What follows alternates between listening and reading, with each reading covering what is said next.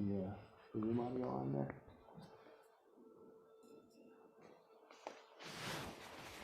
Okay, good evening, everyone. Thank you for your patience. Welcome on this cold night. Warm ourselves by the fire of Natalie Goldberg's teaching and Proust.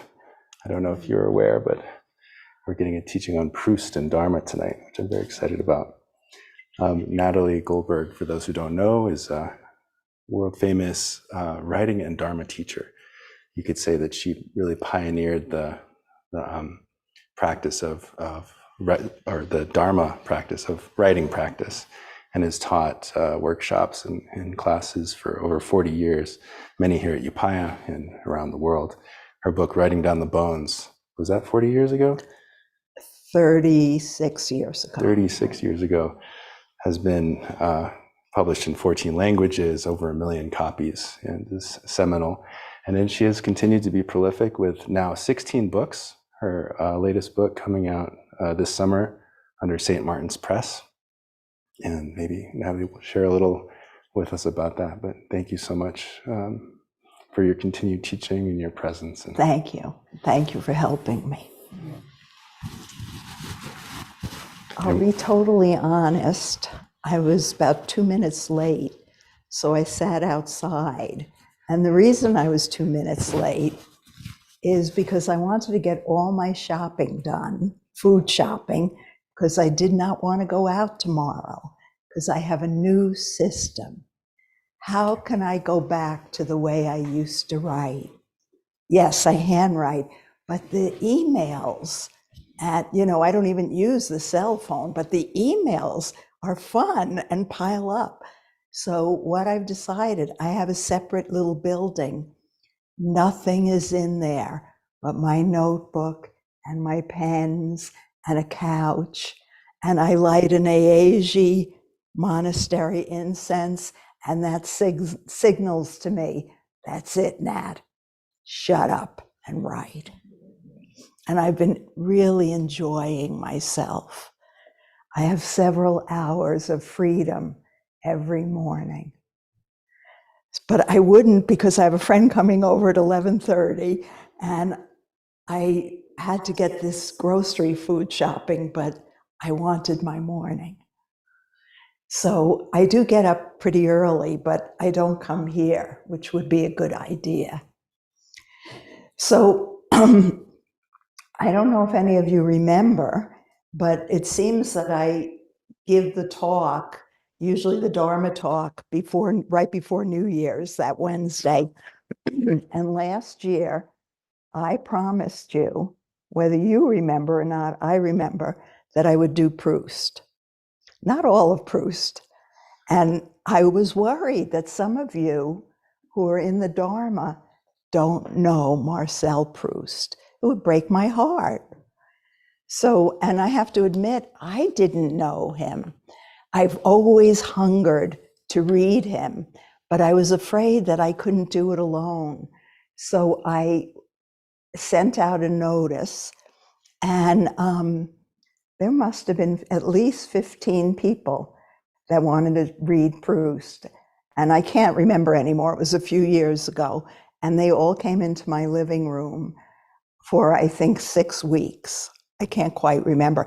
And one woman, who actually turned out to be my Rebbe, you don't know, maybe you don't know what that means. It means a rabbi, flew in from visiting her kids, came early so she could fly in for the next session of Proust. She didn't want to miss any. And it was quite wonderful. So I want at least, how many of you know Proust? Okay, a few are making faces. Hi. And so at least we should all know the story of the petite Madeleine. I don't probably have a good accent, but I like to talk French anyway. Le petite Madeleine. And really, all it is, you've all had them, but probably didn't know. They're, in the little fluted, you've seen them, those little fluted, I should have brought one. The bottom is fluted, the top isn't, and they're usually baked in that. But they're really just like when we were all not eating gluten.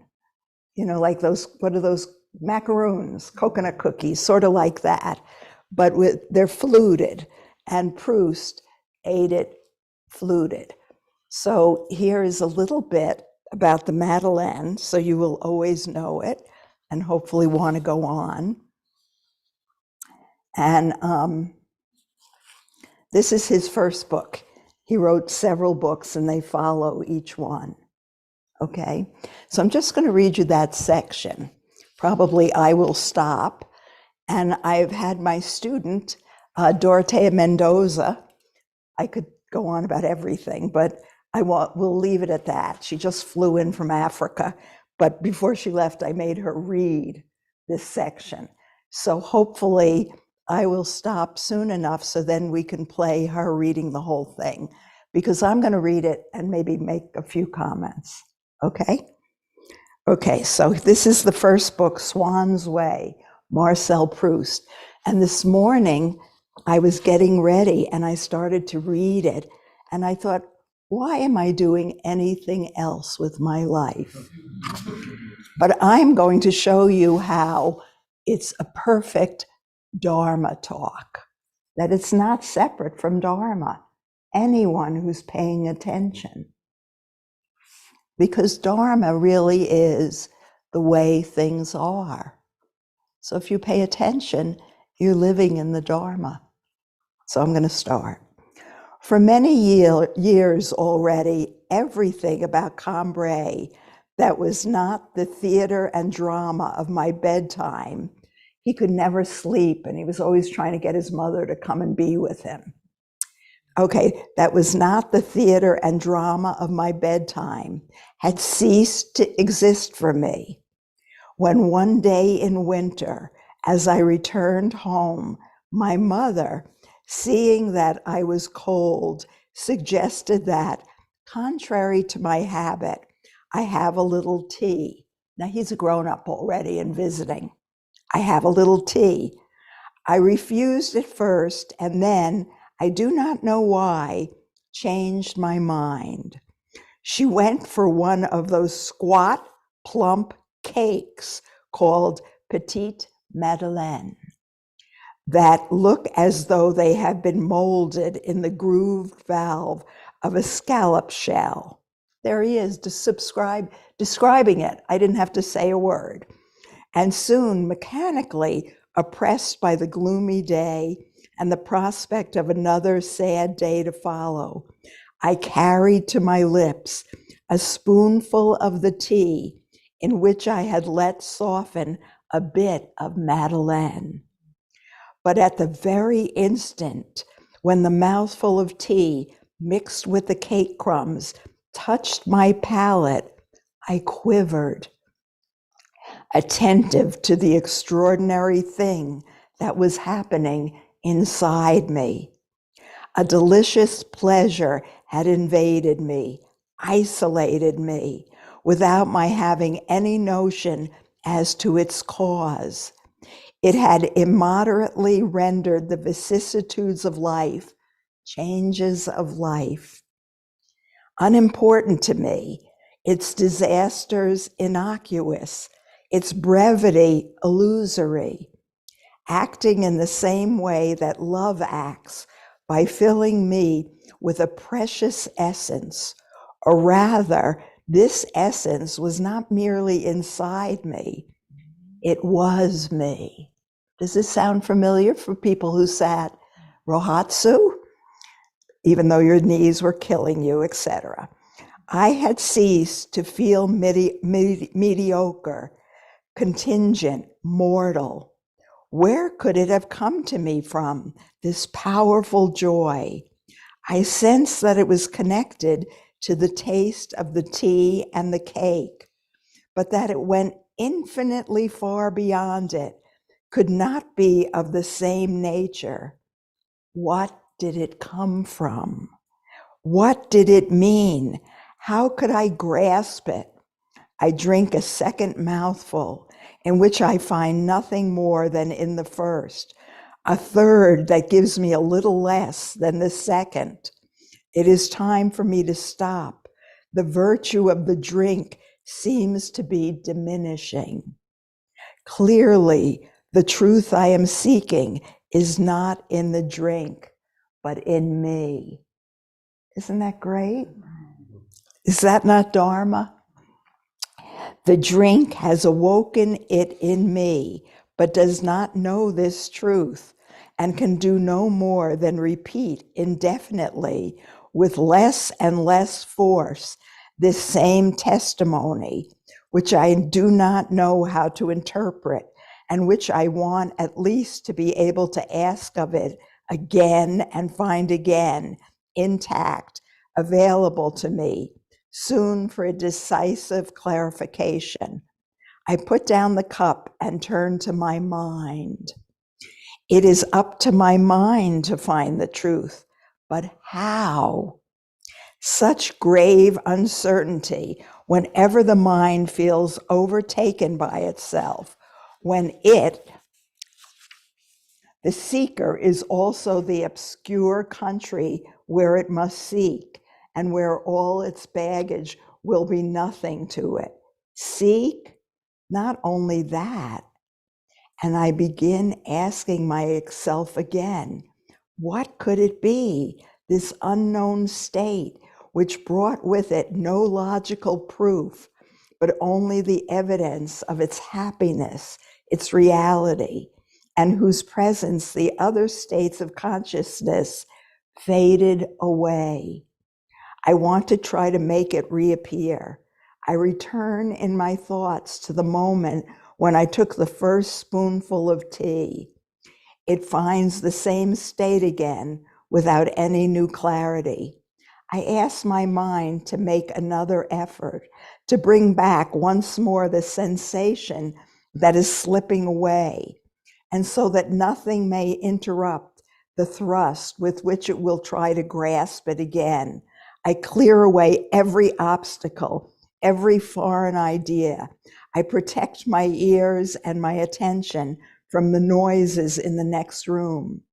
But feeling my mind grow tired without succeeding, I now compel it to accept the very distraction I was denying it, to think of something else, to recover its strength before a supreme attempt.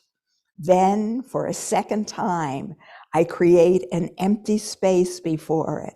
I confront it again with the still recent taste of that first mouthful, and I feel something quiver in me, shift, try to rise, something that seems to have been unanchored at a great depth. I do not know what it is, but it comes up slowly.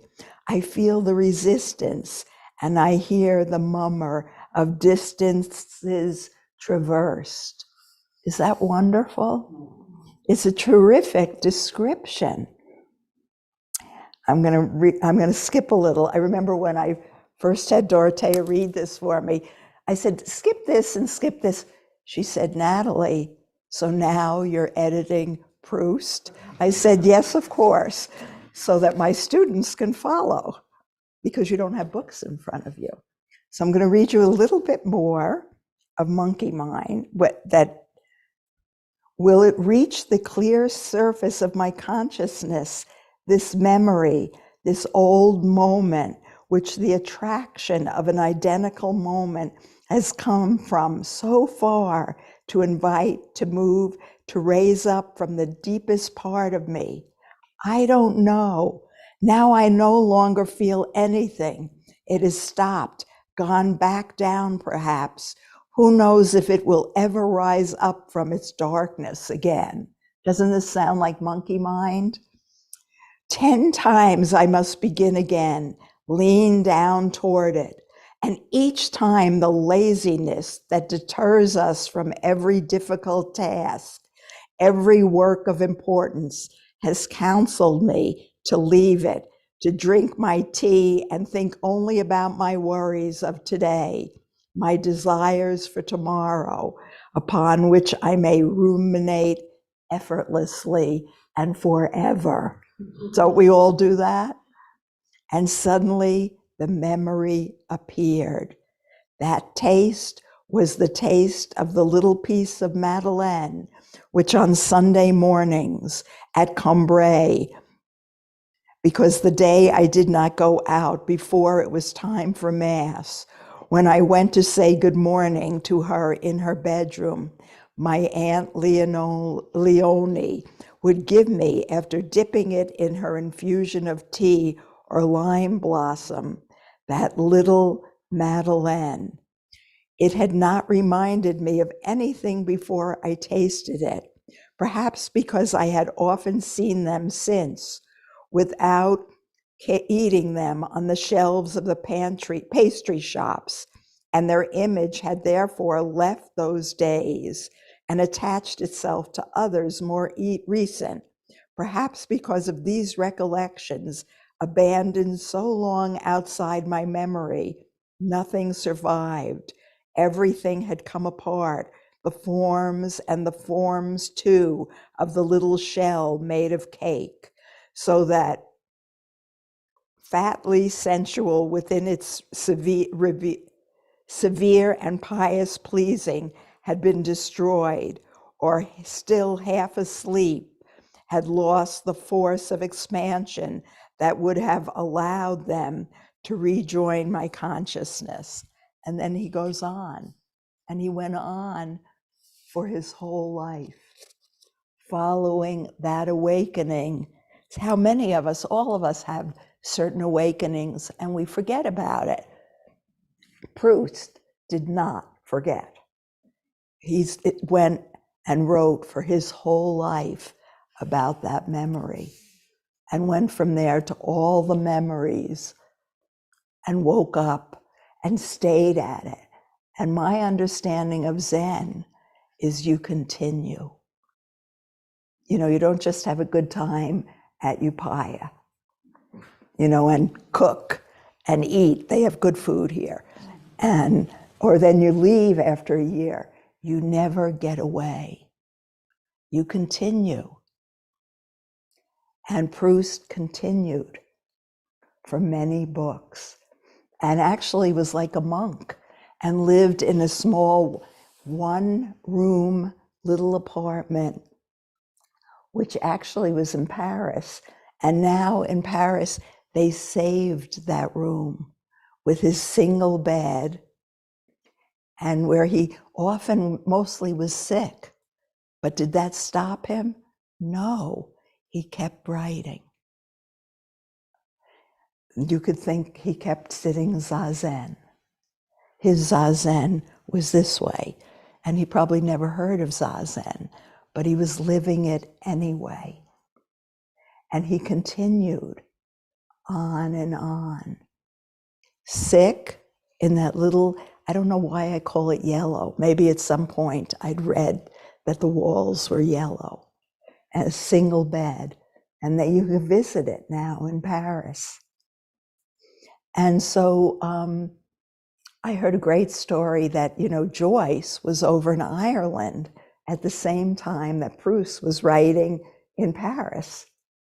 And they finally, at a dinner party in Paris, they were there together, and people set it up so that they would sit next to each other. And all they said was one turned to the other, and Proust said, "Have you read my book?" Or books. And James Joyce said, "No." And James Joyce said, "Have you read mine?" And Proust said, "No." And they ignored each other the entire evening. And then at the very end, they saw that people at the dinner party saw that they found each other in a corner and were talking intensely. And everyone was very excited, and they thought, oh, they must be talking about literature. But one person went by and glanced and listened. They were talking about their stomach problems. They had grown old, and they were much more, that's where they connected now, with their stomach problems and their digestion after the dinner party. Makes sense, doesn't it? So, oh good, I have a little time before we're gonna have Dorothea read the whole thing. I've asked her, not the whole book, or books, don't worry, just the whole of the Madeleine. But, you know, with all the terrible things that are happening in the Middle East, we never kind of try not to mention it so much because it gets everybody very upset.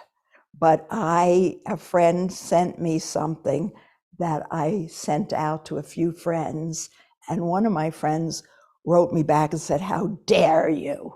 And it was about Gaza and Israel.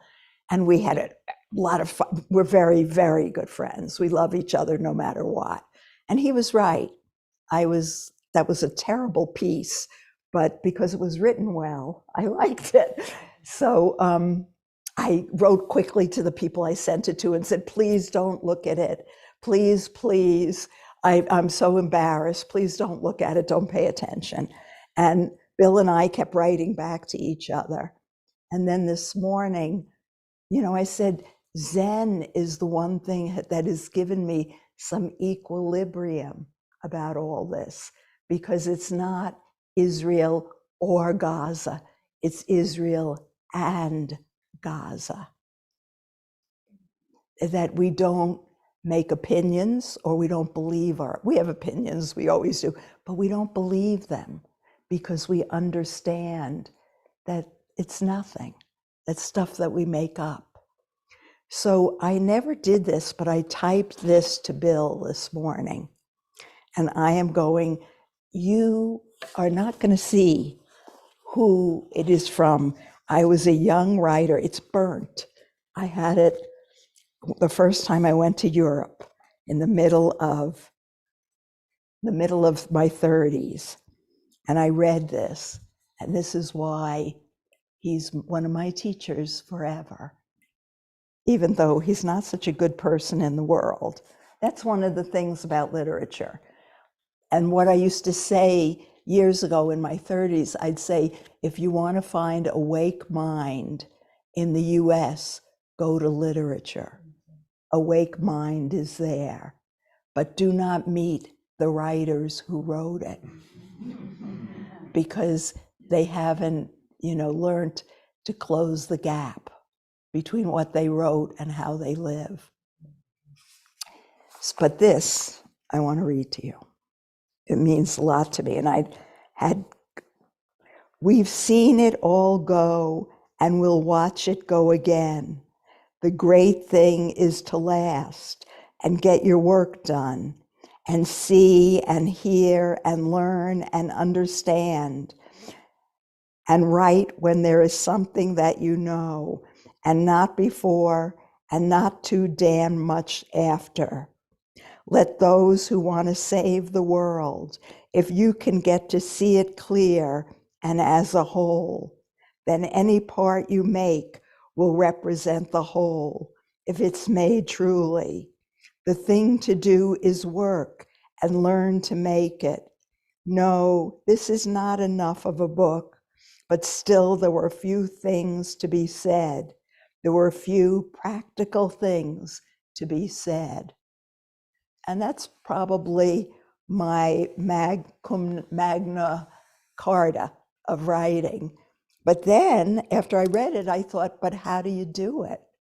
I had to go to Zen, because Zen taught me about original mind below discursive thinking.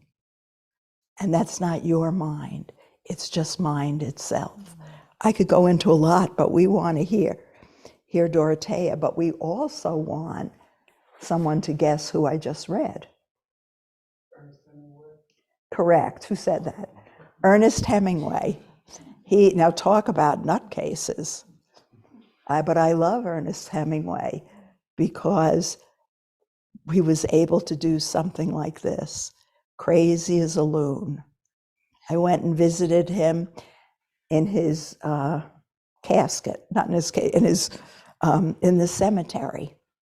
And the whole second part of my new book is about visiting him and talking to him. Of course, it was a long time ago that he shot himself, and it was probably only dust down there.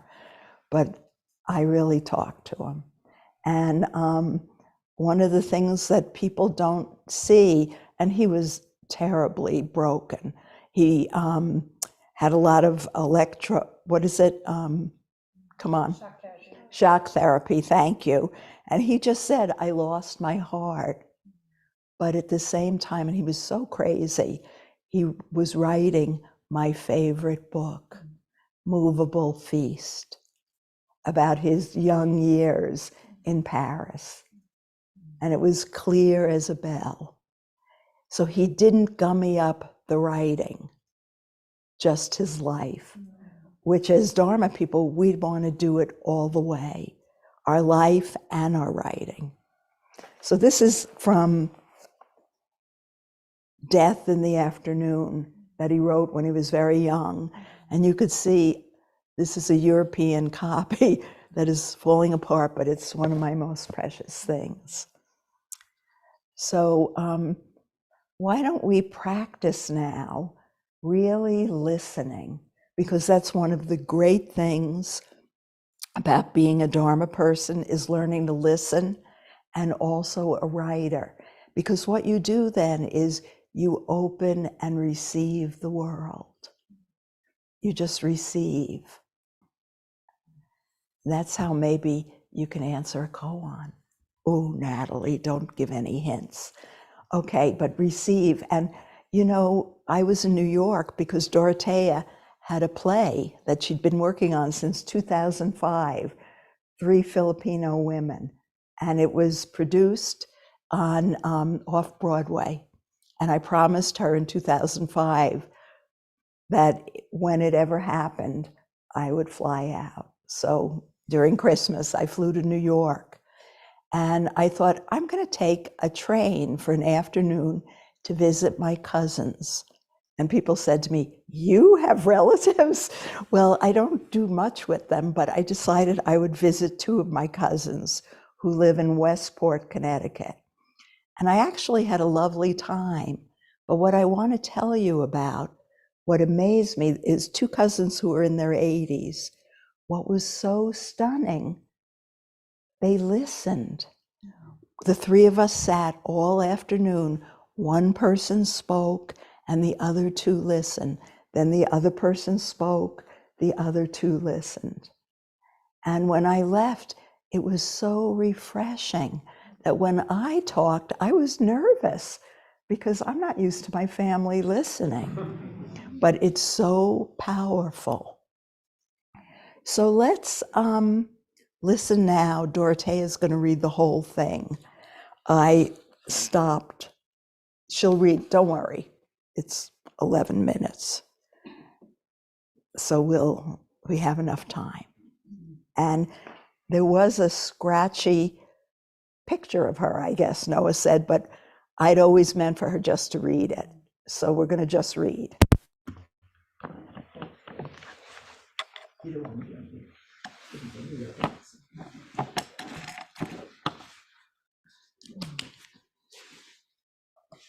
This is Dorothea Mendoza.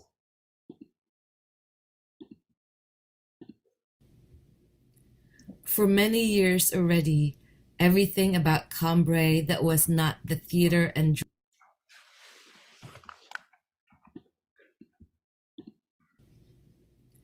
For many years already, everything about Cambrai that was not the theater and drama of my bedtime had ceased to exist for me, when one day in winter as I returned home, my mother, seeing that I was cold, suggested that, contrary to my habit, I have a little tea. I refused at first, and then, I do not know why, changed my mind. She sent for one of those squat plump cakes called petite madeleine that look as though they have been molded in the grooved valve of a scallop shell. And soon, mechanically, oppressed by the gloomy day and the prospect of another sad day to follow, I carried to my lips a spoonful of the tea in which I had left soften a bit of madeleine. But at the very instant when the mouthful of tea mixed with cake crumbs touched my palate, I quivered, attentive to the extraordinary thing that was happening inside me. A delicious pleasure had invaded me, isolated me, without my having any notion as to its cause. It had immediately rendered the vicissitudes of life unimportant to me, its disastrous innocuous, its brevity illusory, acting in the same way that love acts, by filling me with a precious essence, or rather, this essence was not merely inside me, it was me. I had ceased to feel mediocre, contingent, mortal. Where could it have come to me from? This powerful joy. I sensed that it was connected to the taste of the tea and the cake, but that it went infinitely far beyond it, could not be of the same nature. Where did it come from? What did it mean? How could I grasp it? I drink a second mouthful, in which I find nothing more than in the first, a third that gives me a little less than the second. It is time for me to stop. The virtue of the drink seems to be diminishing. Clearly, the truth I am seeking is not in the drink, but in me.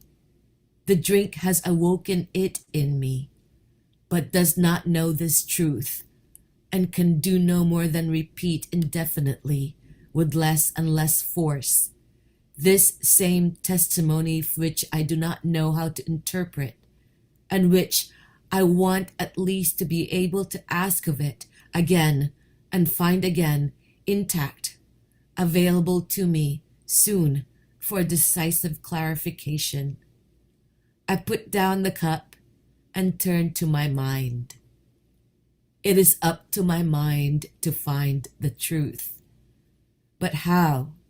Such grave uncertainty whenever the mind feels overtaken by itself, when it, the seeker, is also the obscure country where it must seek and where all its baggage will be nothing to it. Seek? Not only that, create. It is face to face with something that does not yet exist, and that only it can accomplish, then bring into its light. And I begin asking myself again what it could be, this unknown state which brought with it no logical proof, but only the evidence of its felicity, its reality, and in whose presence the other states of consciousness faded away. I want to try to make it reappear. I return in my thoughts to the moment when I took the first spoonful of tea. I find the same state again, without any new clarity. I ask my mind to make another effort, to bring back once more the sensation that is slipping away, and so that nothing may interrupt the thrust with which it will try to grasp it again, I clear away every obstacle, every foreign idea. I protect my ears and my attention from the noises in the next room. But feeling my mind grow tired without succeeding, I now compel it to accept the very distraction I was denying it, to think of something else, to recover its strength before a supreme attempt.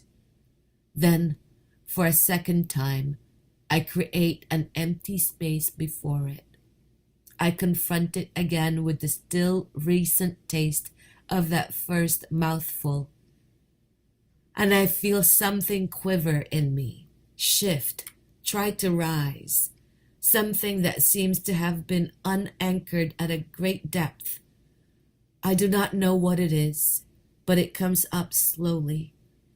I feel the resistance, and I hear the murmur of the distances traversed. 10 times I must begin again, lean down toward it, and each time the laziness that deters us from every difficult task, every work of importance, has counseled me to leave it, to drink my tea and think only about my worries of today, my desires of tomorrow, upon which I may ruminate effortlessly. And suddenly the memory appeared. That taste was the taste of the little piece of madeleine which on Sunday mornings at Cambrai, because that day I did not go out before it was time for Mass, when I went to say good morning to her in her bedroom, my Aunt Leonie would give me after dipping it in her infusion of tea or lime blossom. The sight of the little madeleine had not reminded me of anything before I tasted it, perhaps because I had often seen them since, without eating them, on the shelves of the pastry shops, and their image had therefore left those days of Cambrai and attached itself to others more recent. Perhaps because of these recollections, abandoned so long outside my memory, nothing survived. Everything had come apart. The forms and the form, too, of the little shell made of cake, so fatly sensual within its severe and pious pleading, had been destroyed, or, still half asleep, had lost the force of expansion that would have allowed them to rejoin my consciousness. But would nothing subsist of an old past after the death of people, after the destruction of things, alone, frailer but more enduring, more immaterial, more persistent, more faithful? Smell and taste still remain for a long time, like souls, remembering, waiting, hoping upon the ruins of all the rest, bearing without giving way on their almost impalpable droplet, the immense edifice of memory. And as soon as I had recognized the taste of the piece of madeleine dipped in lime blossom tea that my aunt used to give me, though I did not yet know, and had to put off too much later discovering why this memory made me so happy, immediately the old gray house on the street where her bedroom was came like a stage set to attach itself to the little wing opening onto the garden that had been built for my parents behind it, that truncated section which was all I had seen before then. And with the house, the town, from morning to night and in all weathers, the square where they sent me before lunch, the streets where I went on errands, the paths we took if the weather was fine, and, as in that game enjoyed by the Japanese in which they fill a porcelain bowl with water and steep in it little pieces of paper until then indistinct, which, the moment they are immersed, stretch and twist, assume colors and distinctive shapes, become flowers, houses, human figures, firm and recognizable. So now all the flowers in our garden and in M. Swan's park, and the water lilies of the Vivant, and the good people of the village and their little dwellings, and the church, and all of Cambrai and its surroundings, all of this, which is acquiring form and solidity, emerged, town and gardens alike, from my cup of tea.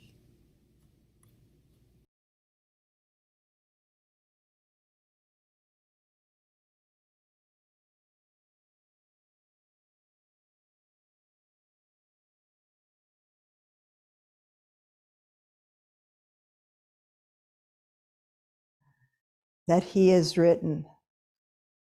And now you're very sophisticated. Ah, yes, the Madeleine. What? Say it one more time. Okay, okay. Do a recall, anything you remember, a moment, any line or one word even from what was just read. A little gray house. A little gray house. Nora's edifice of memory. Edifice of memory. Unanchored from a great depth. Say that again louder. Unanchored from a great depth. Yeah.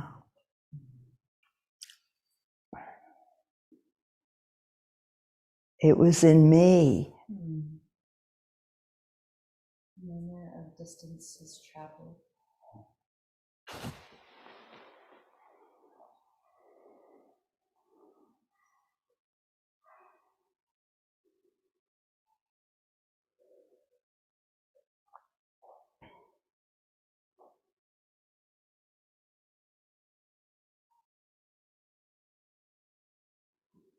I hope this will help your new year, knowing about the petite Madeleine and Proust and thinking about him continuing for his whole life once he had an opening.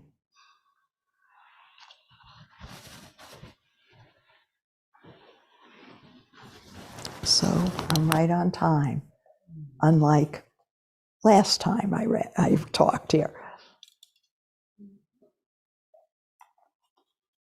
Thank you all for coming. Marcel Proust.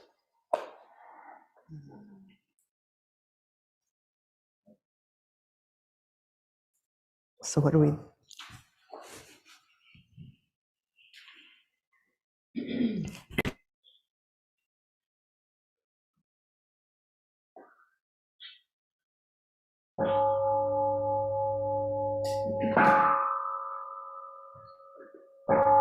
Creations are numberless, I vow to freedom. Illusions are inexhaustible, I vow to transform them. Reality is boundless, I vow to perceive it. The awakened way is unsurpassable.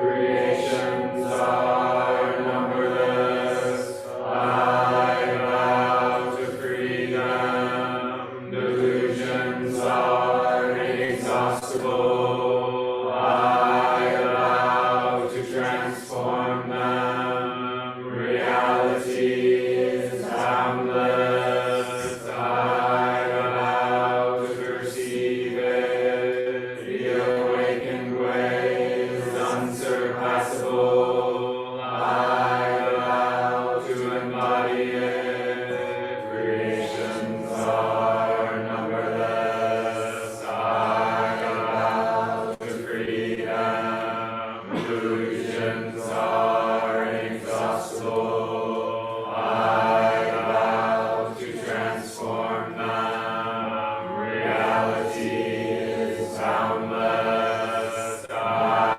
vow to perceive it. The awakened way is unsurpassable, I vow to embody.